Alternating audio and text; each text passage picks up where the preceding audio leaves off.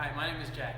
Thank you for joining us today. This video will be the first in a series of Alaska Aviation stories on this channel. This week, we'll be looking at a wonderful painting by Christine Smith. This painting features a dog named Explosion, and her story begins on a small island in the Aleutians during World War II. After December 7, 1941, the U.S. entered the Second World War. As part of a defense mobilization, a 10-man weather team was sent to the uninhabited island of Kiska, 1,366 miles away from Anchorage, Alaska. They brought a dog with them named Explosion. She was named after an explosion that took place in Dutch Harbor. Explosion was an important member of the team and well loved by everyone. As any loyal dog, she would follow the men around as they did their work and was always up for a game of fetch. Unfortunately, the team's peaceful time on Kiska came to an end on June 6, 1942, with the swift invasion of the Japanese Special Landing Naval Forces. The invasion on the islands of Attu and Kiska served two purposes. It was an attempt to steer the U.S. naval forces away from the island of Midway so the Japanese could destroy the U.S. aircraft carriers, and the island was taken for its strategic value. General Billy Mitchell, known as the Father of the Air Force, said it best in a speech addressed to Congress in 1935. "I believe that in the future, whoever holds Alaska will hold the world. I think it is the most important strategic place in the world." The Japanese forces understood this too.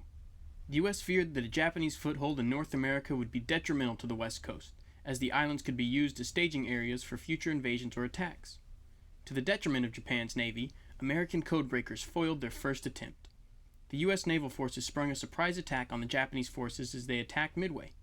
The U.S. sunk 4 Japanese aircraft carriers and destroyed 292 aircraft. The battle ended with casualties on both sides.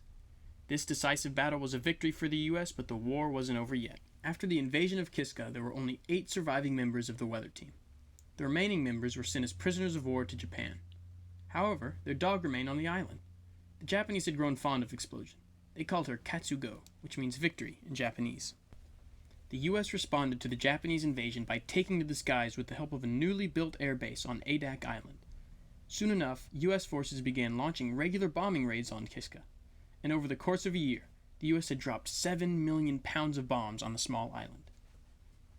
During the air raids, the Japanese recognized Explosion's knack for identifying American planes before they showed up.